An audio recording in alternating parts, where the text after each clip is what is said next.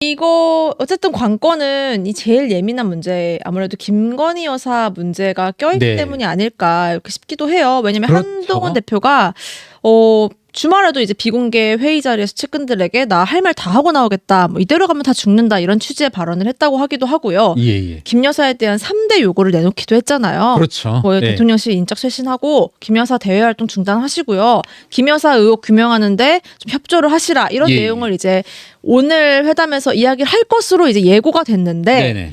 이거 다 대통령에게 이야기를 하고 올 것으로 보이시나요? 이미 이제 곧 이제 시작이 되고 뭐 네. 진행이 되는 것 같은데. 뭐 박주민 의원이 그런 이야기를 했었죠. 뭐 지난 네. 만찬 때 윤석열 대통령이 필리버스터를 했다. 필리버스터를 했다. 그 표현이 있었어요. 맞아요. 그러니까 지금 이제 주어진 시간은 1시간 반, 많다라면 2시간, 2시간 그 반이라는데 정도겠네요. 뭐 윤석열 대통령이 평상시 스타일이라면 정말 또 필리버스터에 준하는 혼자만의 이제 말씀이 있을 수도 있겠지만 저는 그래요. 저는 한동훈 대표가 정확한 시점이 한 약 일주일여 전인가요? 김 네. 여사의 대외 활동 중단 이걸 이야기할 때 모르겠습니다. 김건희 여사에 대해서 문제 제기를 또 뭐 꾸준히 뭐 일부 분들에게는 부족해 보일지 모르지만 꾸준히 해왔던 사람이 한 사람으로서 전 이 말이 상당히 의미심장하다. 어떤 말이요? 이런 거 이렇게 느꼈거든요.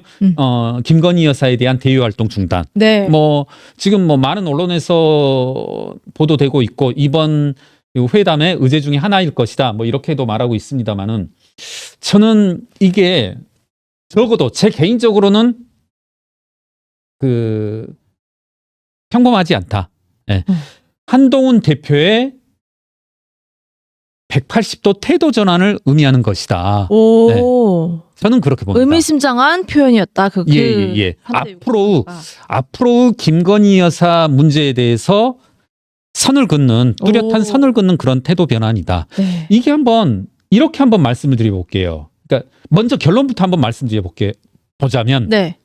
저는 대통령실과의 독대 결과와 상관없이 어떤 식으로 뭐 회담 결과가 나오는 것과 상관없이 한동훈 대표는 나아가서 당은 네. 김건희 여사의 행보와는 선을 긋겠다. 그러니까 김건희 여사의 여러 가지 리스크들 네. 그리고 김건희 여사와 관련된 많은 논란들과 앞으로 우리는 선을 긋겠다. 확실하게. 별개의 것으로 하겠다. 어. 이게 가만히 생각해 보자면 사실 그간 김건희 여사에 대한 뭐랄까요? 소위 말하는 쉴드 내지는 야당 측의 공세에 대해서 가장 적극적으로 반응을 했던 사람도 제가 지금부터 드리는 말씀에 대해서 또 민주당이 약간 반격 포인트 또는 비난할 소지를 찾아서 얘기하는데 가장 잘 디펜스했던 사람이 저는 한동훈 대표 법무부 장관 시절에 한동훈 장관이라고 생각을 하거든요. 네. 그런데 저의 어떤 감정도 약간 넣어서 사심도 약간 넣어서 김건희 리스크에 대해서 가장 잘 디펜스를 그리고 민주당의 도를 넘은 공격에 대해서 가장 잘 방어를 했던 한동훈 대표에 대해서 지금 용산에 대하는 태도. 네. 이걸 보면서 이걸 겪으면서 한동훈 대표도 인간인 이상 상당히 인간적인 걸 느꼈을 것이다. 저는 윤석열 대통령이 한동훈 대표에 대해서 배신감 운운하는데 여러 곳에서 저는 한동훈 대표가 느꼈을 배신감 이거 만만치 않을 것이다. 여러분 가만 잘 생각해 보십시오. 지금 소위 말하는 아까 말했던 뭐 강승규다. 실명이 나왔으니까 김태흠이다. 뭐 홍준표다. 뭐 또 심평이다. 이런 사람들이 소위 말하는 김건희 리스크에 대해서 디펜스하는 로직이 있나요? 저는 그런 것들이 여권의 극렬 지지층, 소위 말하는 극우 지지층에는 호소력이 있을지 몰라도 네. 어떤 대국민 중도층, 저는 중도층을 이야기하지 않더라도 국민의힘 지지층에서조차도 호소력을 논리력을 발휘하지 못했다. 네. 결국은 그와 같은 어떤 방패막 제가 왜 방패막 그리고 디펜스 쉴드 이런 표현을 쓰자면 지금 저 오늘 이거 쭉 출력을 해왔는데 이게 지금 뭐냐면 그 내용이거든요. 김건희 여사에 대한 이제 불기소가 아니겠네요. 그 불기소나요? 검찰에? 네, 검찰 결정. 그 보도 자료인데 이걸 읽고 왔어요. 네. 저는 이걸 읽으면서 드는 느낌이 분명히 민주당의 공세에는 허황된 측면, 네. 그리고 도를 넘는 측면이 분명히 있다. 적어도 주가 조작 사건과 관련해서 김건희 여사가 받지 말아야 될 비난의 측면이 있다. 아주 다분하다. 그러면 자, 이 부분에 대해서조차도 한동훈 대표는 앞으로 나 이거 그만할래. 그리고 이와 같은 리스크에 대해서 방화벽을 설치해버리겠다는 거거든요. 이제는 니들이 해라. 니들이 앞으로는 김건희 여사 리스크. 저는 분명히 이제 주가 조작도 있지만은 뭐 선거 개입이다, 그리고 뭐 인사 개입이다, 여러 의혹들이 있는데 네. 이런 것들에 대해서 이제는 대통령실이 한번 니들이 해라. 알아서 하시라. 네, 그런 거죠.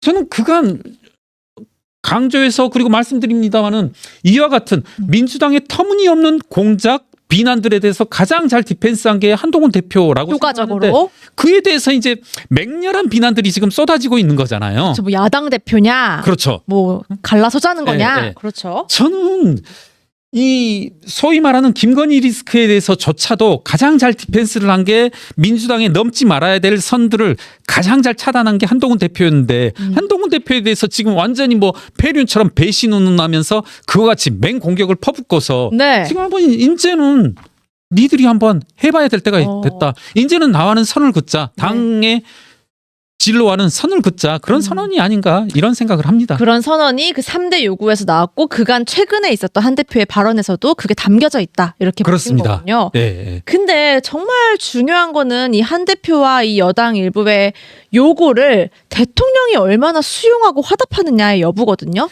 이거에 대해서는 또 어떻게? 저는 그래서 역설적으로 오늘 회담 결과가 어떻게 나오든지 간에 결론은 같다. 좋게 나오든 이때 제가 좋게 나온다는 말씀은 윤석열 대통령이 한동훈 대표가 제안한 것들을 수용하여서 김건희 여사에 대한 여러 가지 공적 행보를 중단하겠다. 그리고 인적 쇄신하겠다. 이렇게 나온다라면 당연하고 둘의 불협화음이 생긴다라면 이 한동훈 대표의 제안에 대해서 윤석열 대통령이 받아들이지 못한다라면 그것대로 당은 앞으로 대통령실과 다른 길을 갈 것이다. 저는 그래서 어찌 됐든 간에 앞으로 당의 행보는 적어도 당의 행보는 정해져 있다. 적어도 이 김건희 여사 문제에 있어서만큼은 당과 정이 사실상 다른 길. 저는 그렇습니다. 오늘을 기점으로 해서 김건희 리스크로부터 국민의힘이라는 당은 방어벽을 설치할 것이다. 그리고 어떻게 보면 그럴 필요가 있나. 지금 사실 잘 아시겠지만 모든 정치 이슈라는 것이 김건희 여사라는 이 5글자에 의해서 모두 다 먹혀버리잖아요. 사실 저도 뭐 하다못해 금투세 이야기를 하더라도 전 그래요. 주변에서 여러 사람들과 뭐 시민사회 소속 인사들과 금투세를 이야기를 해보려고 해도 항상 나오는 게 그거거든요. 김건희는요. 이 5글자로 모든 이슈가 먹혀버리는 상황이거든요.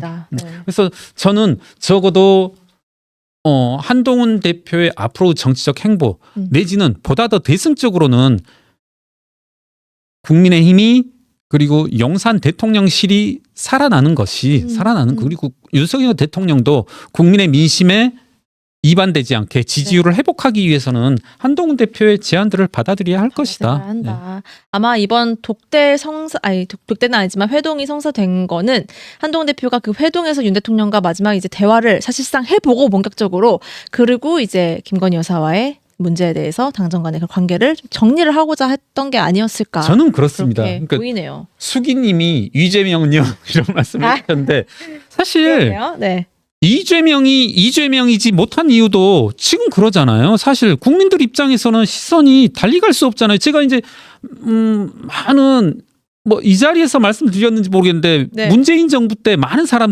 시민사회 사람들이 민주당 사람들이 맨날 그랬었거든요.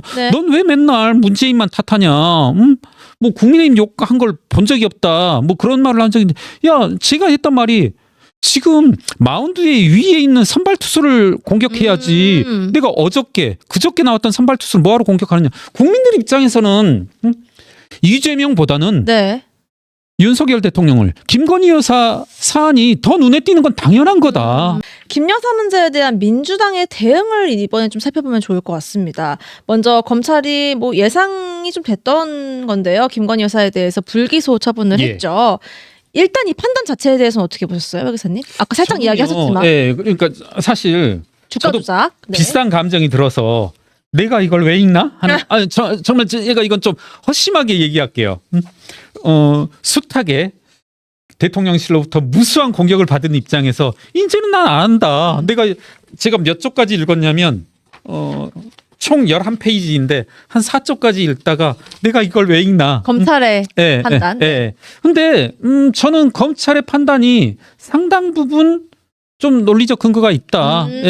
이걸 그러니까 민주당이 맹공을 하고 있습니다만은 그걸 그냥 그대로 고지고대로 들을 필요는 없다. 제가 수차례 이제 인용한 그 판례가 대법원 판례가 뭐였었냐면 네. 계좌를 대여했다는 이유만으로 처벌할 수는 없다. 이게 예. 이제 뚜렷한 판례로 나와 있는 상황이거든요. 그렇다면 그걸 뒤집을 수 있을 만한 증거들을 가지고 와야 되는데 지금 제가 쭉 한번 이 대략 읽어본 이제 모든 이런 보도 결정문엔 앞부분에 이제 개요가 나오다 보니까 네. 읽어봤는데 그간 민주당 측에서 내지는 그리고 뭐랄까요?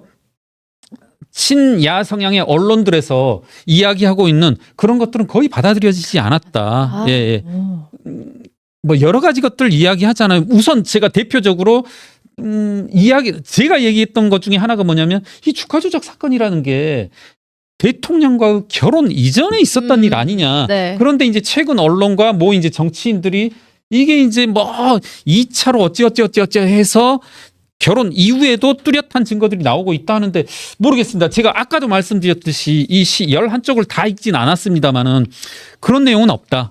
그런 내용은 없다. 그리고 이제 법과 저촉될 여지가 있는 이것들도 제가 알기로 이제 어떤 사건에 대해서 보도 자료를 11쪽이나 낸 건 또 상당히 이례적이라고 보이는데 네. 나름대로 이제 노력을 해서 썼던데 많은 부분들이 민주당이 주장한 사실관계입니다. 어떤 평가와 판단과 관련된 부분이 아니라 사실관계에 있어서 민주당 측 주장과 다른 부분이 많이 있다. 있다. 그래서 불기소 처분. 예. 있다. 그런데 이제 저는 드는 생각은 이제는 한번 이런 거 디펜스 용산이 해라. 용산이 대통령식 하시라. 해라. 그동안 여당이 이게 네. 했고 이제 한동훈 대표도 했고. 네, 저는 그래요. 뭐 분명히 이건 개인적인 감정입니다. 네. 뭐 개인적인 감정이라는 단서를 예를 들면서 하면은 이렇게 일일이 해봐야 별 의미가 없는 게 저는 대단히 실망스러웠던 것 중에 하나가 뭐였냐면 지금 주가 조작과 연루되었던 사람들과 최근까지도 소통을 했다는 거잖아요. 그죠. 다른 네. 일로. 네. 뭐 제가 알기로 이 최상병 사건과 관련해서도 관련된 부분이 나오고 네. 이런 부분들이 저는 이제 실망스럽다는 거죠. 쩐주로 불리는 예, 또 예, 이모. 예. 네. 뭐 어떻게 보면 저 포함해 저 뭐 말할게요. 저 뭐 많은 사람들이 비난하지만 너 그동안 김건희 여사 실드 치지 않았냐.